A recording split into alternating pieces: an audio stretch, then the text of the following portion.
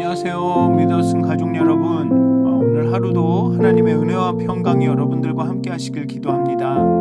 십자가에서 보여주신 예수 그리스도의 은혜와 하나님의 깊은 그 사랑이 우리 가운데 참 기쁨을, 즐거움을, 또 우리 마음에 참 평안을 넘치게 하시기를, 하나님의 임재함 가운데 하루하루 살아가면서 경험하게 되는 그 평안이 넘치시기를, 참으로 우리의 삶이 예배로 드려지기를 기도합니다. 우리 사도신경 하심으로 6월 30일 화요일 새벽 예배를 시작하도록 하겠습니다.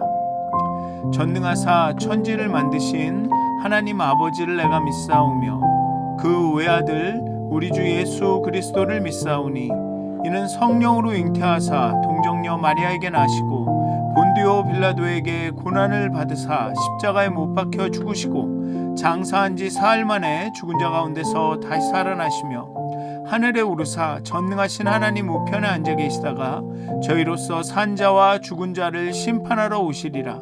성령을 믿사오며 거룩한 공회와 성도와 서로 교통하는 것과 죄를 사하여 주시는 것과 몸이 다시 사는 것과 영원히 사는 것을 믿사옵나이다. 아멘. 찬송가 425장 함께 찬양하시겠습니다. 주님의 뜻을 이루소서 찬양하시겠습니다.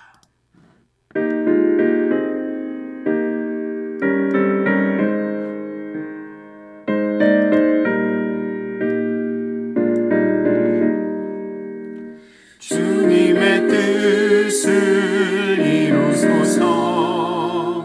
고요한 중에 기다리니 진흙과 같은 날 믿으사 주님의 형상 만드소서.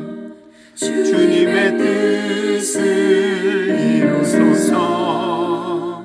주님 발 앞에 엎드리니 나의 맘속을 살피시사 눈보다 희게 하옵소서.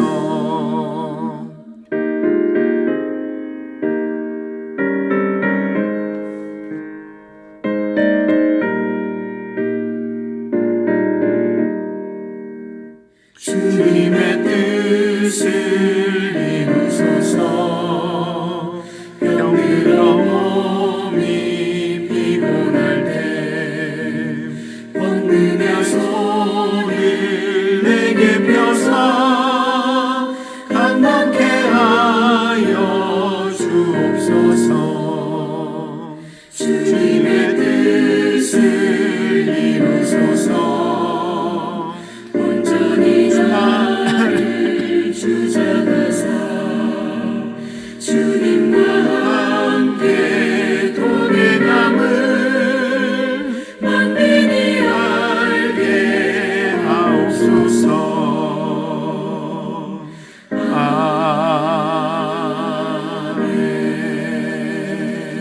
아멘. 기도하시겠습니다. 하나님,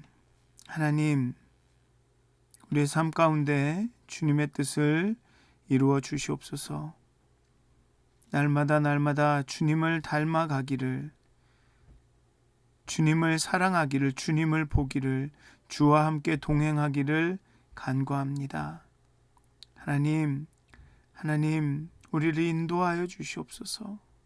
주님의 뜻을 이루어 갈 수 있도록, 주님이 원하시는 그 거룩함에 이를 수 있도록 오늘 하루도 하나님께서 붙들어 주시고 인도하여 주시고 순간순간의 삶마다 하나님께서 임재하심을 우리가 경험케 하여 주시옵소서.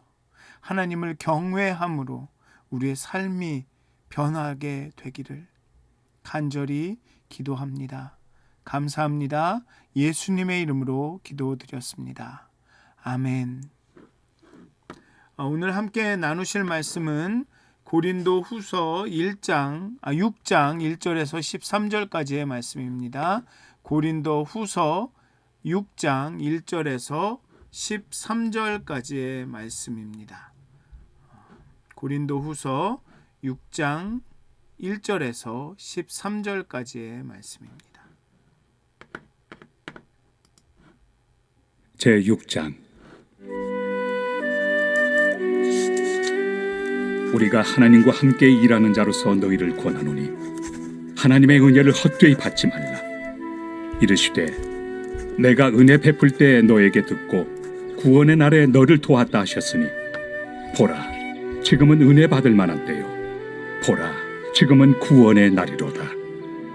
우리가 이 직분이 비방을 받지 않게 하려고 무엇에든지 아무에게도 거리끼지 않게 하고 오직 모든 일에 하나님의 일꾼으로 자천하여 많이 견디는 것과 환난과 궁핍과 고난과 매맞음과 갇힘과 난동과 수고로움과 자지 못함과 먹지 못함 가운데서도 깨끗함과 지식과 오래 참음과 자비함과 성령의 감화와 거짓이 없는 사랑과 진리의 말씀과 하나님의 능력으로 의의 무기를 좌우해 가지고 영광과 욕됨으로 그러했으며 악한 이름과 아름다운 이름으로 그러했느니라. 우리는 속이는 자 같으나 참되고 무명한 자 같으나 유명한 자요, 죽은 자 같으나 보라, 우리가 살아있고 징계를 받는 자 같으나 죽임을 당하지 아니하고 근심하는 자 같으나 항상 기뻐하고 가난한 자 같으나 많은 사람을 부요하게 하고 아무것도 없는 자 같으나 모든 것을 가진 자로다. 고린도인들이여, 너희를 향하여 우리의 입이 열리고 우리의 마음이 넓어졌으니 너희가 우리 안에서 좁아진 것이 아니라 오직 너희 심정에서 좁아진 것이니라. 내가 자녀에게 말하듯 하노니 보답하는 것으로 너희도 마음을 넓히라. 아멘. 바울의 편지를 읽다 보면 이런 생각이 듭니다. 이 사람은 왜 이렇게 살았을까? 매맞고 갇히고 굶고 자지 못하고 비방받고, 그것도 한두 번이 아닙니다. 고린도 후서 11장을 보면 그가 당한 고난의 목록이 숨이 막힐 지경입니다. 그런데 그는 그것을 자랑합니다. 패배한 것을 자랑처럼 말합니다. 오늘 본문 6장 1절부터 13절은 그 이유를 설명하는 단락입니다. 바울은 지금 자신을 변호하고 있습니다. 고린도 교인들이 그를 의심하고 비방하고 떠나려 합니다. 그래서 그는 말합니다. 내가 어떤 사람인지를 들어보라. 그 변호가 바로 오늘의 본문입니다. 1절을 보면 우리가 하나님과 함께 일하는 자로서 너희를 권하노니 하나님의 은혜를 헛되이 받지 말라라고 말합니다. 5장 끝에서 바울은 하나님과 화목하라고 권면했습니다. 그리고 6장 1절에서 같은 말을 다른 표현으로 반복합니다. 은혜를 헛되이 받지 말라. 이것은 은혜를 받지 못했다는 말이 아닙니다. 은혜를 받고도 다른 복음에 흔들리는 것을 의미합니다. 은혜를 받고도 다시 우상 숭배로 돌아가는 것을 의미합니다. 2절은 이사야 49장 8절을 인용합니다. 보라, 지금은 은혜 받을 만한 때요, 보라, 지금은 구원의 날이로다. 이사야가 예언한 그때 포로된 백성이 고국으로 돌아와 해방된 삶을 살게 되는 그 은혜의 날, 바울은 그리스도의 구속 사건이 바로 그 예언의 완전한 성취라고 봅니다. 그래서 지금입니다. 지금이 이사야가 말한 그 은혜 받을 만한 때고 구원의 날입니다. 왜 지금이 그렇게 긴박한가? 은혜의 창문은 언제까지나 열려있지 않기 때문에 그렇습니다. 그 창문이 닫힐 때가 오기 때문에 그렇습니다. 그 창문이 열려있을 때 들어가야 합니다. 그러면서 바울은 자신이 어떻게 살았는지를 길게 이야기합니다. 그리고 그렇게 산 이유는 바로 바울의 직분이, 더 나아가서 바울이 전하는 그 복음이, 그 은혜의 때라는 것이 아무에게도 무엇에든지 거리끼지 않게 하기 위함입니다. 먼저 바울이 당한 것들을 이야기합니다. 환난과 궁핍과 고난과 매맞음과 갇힘과 난동과 수고로움과 자지 못함, 먹지 못함. 이것들은 바울이 상상으로 쓴 것이 아닙니다. 자신이 직접 경험한 것들입니다. 11장 23절에서 28절에서 같은 목록이 더 구체적으로 나옵니다. 매맞은 횟수와 파손당한 횟수가 기록됩니다. 그런데 흥미로운 것은 이 6절에서 방향이 바뀐다는 점입니다. 고난의 목록이 미덕의 목록으로 바뀝니다. 고난의 목록이 미덕의 목록으로 바뀝니다. 깨끗함과 지식과 오래 참음과 자비함과 성령의 감화와 거짓 없는 사랑과 진리의 말씀과 하나님의 능력으로. 바울이 말하는 것은 이것입니다. 고난 자체가 사역자의 신실함을 증명하는 것이 아닙니다. 고난을 많이 당한다고 사역자가 신실하다라는 것을 말하는 것은 아닙니다.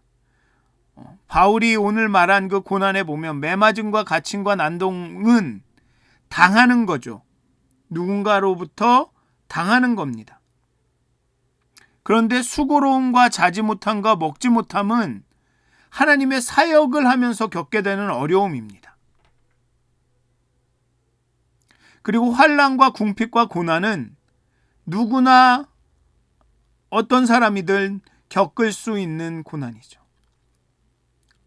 이런 일들을 겪는다고, 누구나 당하는 고난을 겪는다고, 또 복음을 당하다 다른 사람들에게 그 힘듦을 겪는다고, 아니면 사역을 하느라고 이런 고생을 한다고, 그것 자체만으로 사역자의 신실함을 증명하는 것은 아닙니다.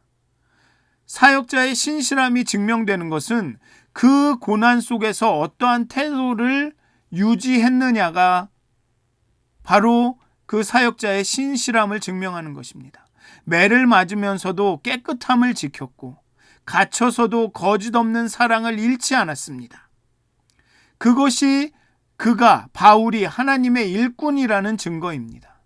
사도의 직분이 비방을 받지 않게, 아무에게도 거리끼지 않게 그렇게 사는 것, 그것이 바로 진정한 사도임을 드러내는 방식인 거죠. 8절부터는 또 다른 전환이 나옵니다. 유명한 역설의 목록입니다. 속이는 자 같으나 참되고, 무명한 자 같으나 유명한 자요, 죽은 자 같으나 보라 우리가 살아있고, 징계를 받은 자 같으나 죽임을 당하지 아니하고, 근심하는 자 같으나 항상 기뻐하고, 가난한 자 같으나 많은 사람을 부유하게 하고, 아무것도 없는 자 같으나 모든 것을 가진 자로다. 이 구절들은 수사학적 기교로 쓰인 것이 아닙니다. 바울 자신이 살아온 삶입니다. 세상의 눈으로 보면, 바울을 좋아하지 않는 고린도 교회의 교인들의 눈으로 보면 그는 패배자였습니다. 비방받고 무시당하고 가난하게 살았습니다. 속이는 자 같기도 하고, 이름 없는 자고, 아무것도 잘 못하는 사람이고, 죽은 자 같은 사람이고, 징계를 받아야 할 사람이고, 죽임을 당하여 근심하는 자 같고, 가난한 자고. 그러나 하늘나라의 눈으로 보면 정반대죠. 참된 자고, 유명한 자고, 살아있고, 죽임을 당하지 아니하고, 항상 기뻐하고, 많은 사람을 부유하게 하고, 모든 것을 가진 자다. 근데 여기서 마지막 구절을 좀 주목해야 할 것 같습니다. 가난한 자 같으나 부유하고 라고 하지 않는다는 것. 가난한 자 같으나 많은 사람을 부유하게 하고 라고 한다는 것.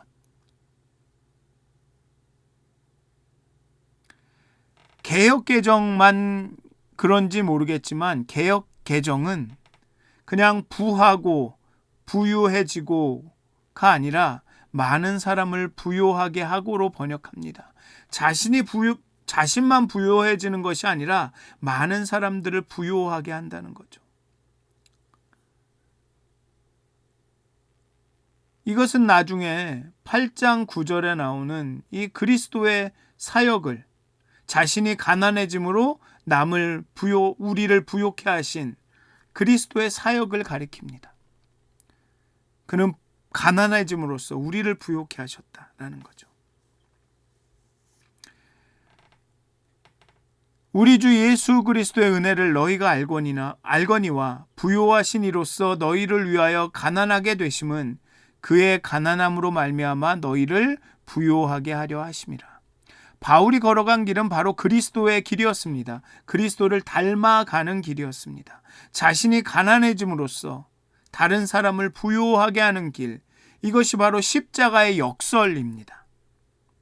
내가 죽음으로 다른 사람을 살리는, 내가 낮아짐으로 다른 사람이 높아지는 그 십자가의 역설을 바울은 자신의 삶으로 반복하여 살고 있는 것입니다. 그리고 11절에서 바울은 고린도 교인들에게 직접 말합니다.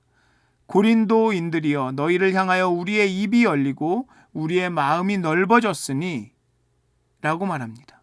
우리의 마음이 넓어졌다. 바울은 이미 자신의 마음을 열었다라고 합니다. 고린도 교인들이 참으로 하나님 말씀에 순종하지 않고 여전히 불순종하고 때로는 개인적으로 자신을 공격하고 하지만 바울은 이미 자신의 마음을 열었다라고 말합니다. 그러나 12절이 문제를 지적합니다. 너희가 우리 안에서 좁아진 것이 아니라 오직 너희 심정에서 좁아진 것이니라. 관계가 어색해졌습니다. 마음이 좁아졌습니다. 그런데 바울은 그것이 자신 쪽에서 먼저 좁아진 것이 아니라고 말합니다. 자신은 이미 열어놓고 기다리고 있다는 것입니다. 이것이 화해를 먼저 구하는 사람의 태도입니다. 먼저 마음을 열고 기다립니다. 상대방이 받아줄지는 모릅니다. 거절당할 수도 있습니다. 상처받을 수도 있습니다. 근데 그러한 위험을 감수하는 것이 그리스도인의 방식입니다. 근데 우리는 항상 그러죠. 네가 먼저 라고 합니다. 바울은 13절에서 자녀에게 말하듯 부탁합니다. 내가 자녀에게 말하듯 하노니 보답하는 것으로 너희도 마음을 넓히라. 보답하는 것으로 라는 얘기는 바울이 먼저 열었으니 고린도인들도 응답해 달라는 것입니다. 화해는 한쪽으로만 완성되지 않습니다. 그러나 한쪽이 먼저 열지 않으면 시작되지 않습니다. 이 본문 전체를 관통하는 하나의 원리가 있습니다. 복음은 역설로 작동한다라는 겁니다. 십자가에 못 박힌 이가 하나님의 아들이라는 것 자체가 역설입니다. 그래서 그 복음을 사는 사람들의 삶도 역설일 수밖에 없습니다. 가난한 자 같으나 부요하게 되고, 죽은 자 같으나 살리고, 없는 자 같으나 모든 것을 가진 자. 그리스도인의 삶은 세상이 측정하는 잣대로 평가할 수 없습니다. 외적 성공과 인정받음, 편안함, 이것들이 하나님의 일꾼이라는 증거가 아닙니다. 오히려 때로는 반대입니다. 그렇다고 또 고난받는 것이 다 하나님의 백성이고 일꾼이라는 증거도 아니죠. 그 고난 가운데 깨끗함과 지식과 오래 참음과 자비함과 성령의 감화와 거짓 없는 사랑과 진리의 말씀과 하나님의 능력으로 의의 무기를 삼는 사람들. 세상은 매맞음과 갇힘과 환난과 궁핍과 고난으로, 난동으로 우리를 공격할 때 우리는 깨끗함과 지식과 오래 참음과 자비함과 성령의 감화, 거짓 없는 사랑으로, 진리의 말씀으로, 하나님의 능력으로 반격하는 것, 그것이 하나님의 일꾼이라는 것입니다. 바울이 자신의 고난을 자랑처럼 나열하는 이유가 여기에 있습니다. 그는 십자가의 역설을 몸으로 살고 있습니다. 그리고 그 삶이 가장 강력한 복음의 증거였습니다. 바울은 가난했습니다. 비방받았습니다. 무명했습니다. 그러나 그의 손을 거쳐 얼마나 많은 사람들이 부요해졌습니까?